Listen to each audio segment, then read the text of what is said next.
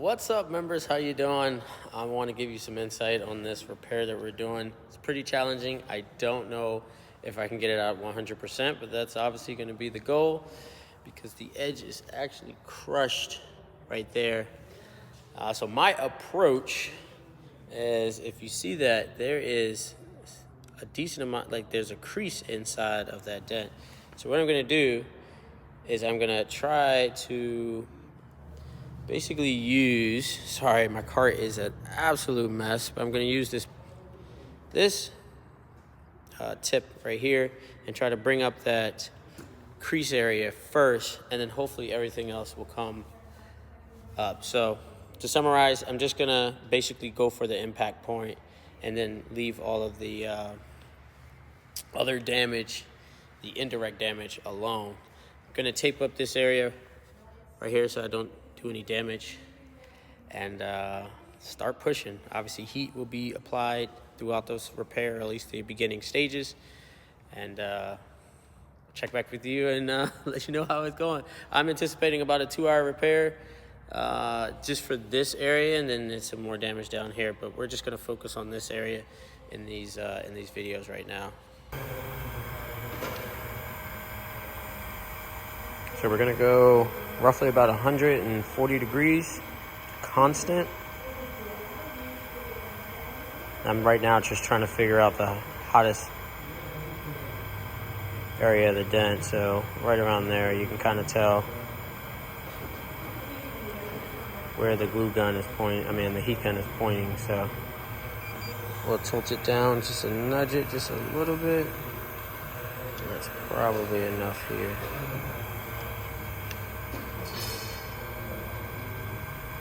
Where was 130 at? Right there. You guys can't see the 140, 145. All right, you're getting close, so I'm just gonna back it down some.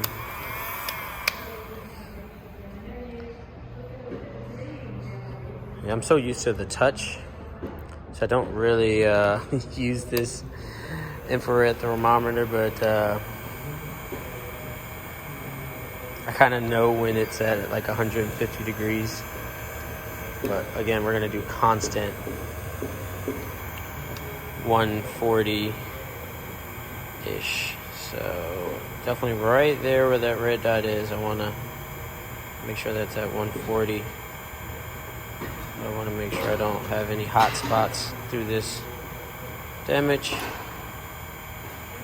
We're looking good. We're almost there. I'm just going to turn it up a notch. Let's see here. Yeah, there we go. After about 160, you're gonna have to kind of watch yourself. So certain paints are not gonna be able to hold up to 160, but 145, 140 is perfect. On certain repairs, I will take it all the way to like 155 just to give me more cushion, but everything actually looks pretty good, so let's proceed.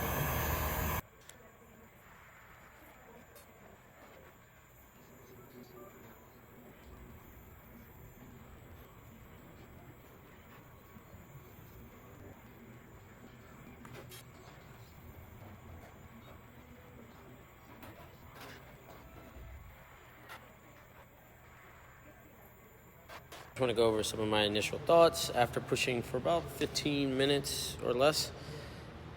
So I brought up the direct damage, but overall, the dent is a lot lower than I kind of was expecting. But this edge is back, so that looks really good. So now I'm going to put a blunt tip or a blunter tip and try to create this shape like back to normal. This is still low here. You can see the crown area right there, the crown on this side. So what I'm gonna do is push the deepest part, which is right in the center, and then start addressing this indirect damage crown area. But paint's holding up well. I'm gonna keep the heat gun on it, but it's gonna be somewhere around the 120 to 130 range. Doesn't need as much heat where I'm at right now at this stage. So let's keep at it. So now that I've given the damage some direction, I'm going to start working on the indirect damage, and that's where I'm knocking down. So we call that crowns or whatnot, but that's what I'm working on now. Around 10 minutes, maybe 15 minutes in, and we got that shape back. Now it's just cleaning up, making sure the texture's right, and we kind of matched orange peel, getting some of these sharper highs that I accidentally pushed because I don't know where my tip is. But anyway, there it is. The tip, kind of with the heat, it made the metal part kind of come through this kind of plastic rubbery cap. So I didn't know until like right around like that push right there.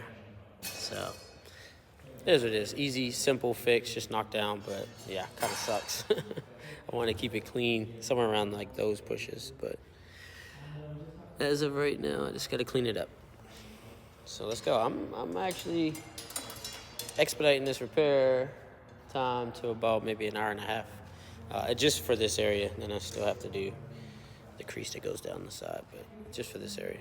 All right, guys, as me and Tim take a break, need to rest our eyes, man. Just staring at this, you kind of get tunnel vision. But I am at this 95, 92% range right now.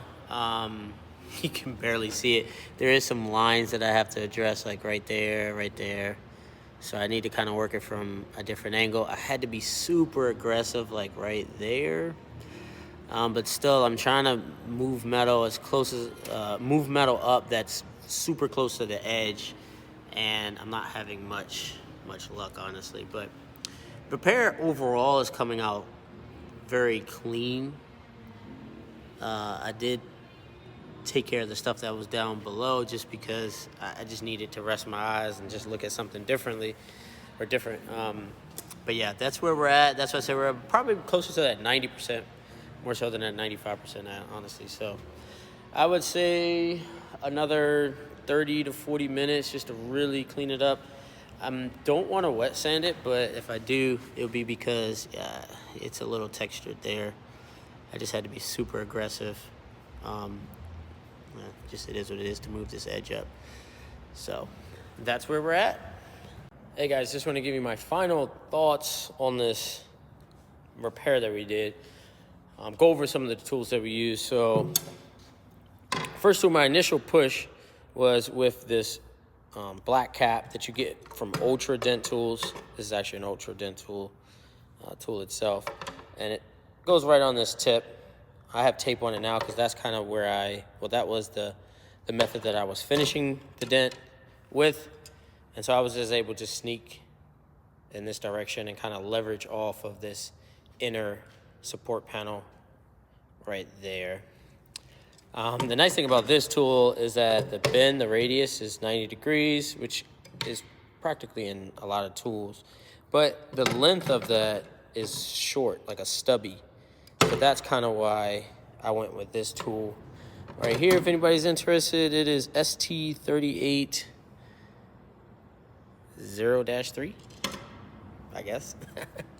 The stand liner tool that's sitting here was what I used for the edge, and I was able to just come around and to just push right off of that tip area like so, and used a microfiber to protect the inner portion of the tail light pocket. So those are the tools I used. As far as the repair, it wasn't that hard. Once I heated it up and moved the bulk of the metal, I think I used this tip right here to move majority of it, which you saw in the beginning of this video. So that was another one. It was on this tool too.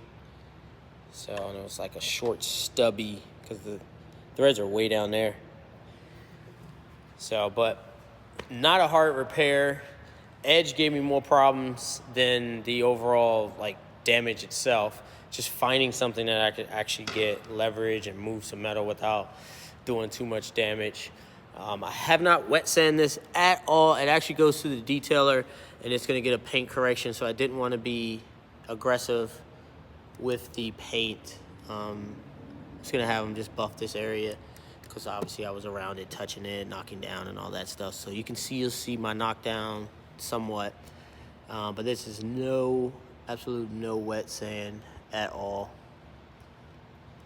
I try to keep my repairs as clean as possible so I don't have to wet sand if I don't need to, or I don't have that ability. So, but yeah, that's the final thoughts. These quarter pounds, you guys probably won't run across this car much. They didn't make a lot of them. But these quarter pounds are practically open. They did have a dent down there, and they're almost like fenders. So no issues there. If this was a regular car, it would be a lot more complicated to repair the damage right there, and obviously towards the dog leg. So this car is practically done from us, on this way to get the roof fixed and insurance job. I don't know where I quoted, but maybe I'll leave it below. Not a big deal. I didn't want to have this whole video about that, but just want to give you guys kind of a deeper insight of like how we repair and some of the decisions that we make on the fly. So guys, thanks for watching, and I'll see you guys in the next video. Peace.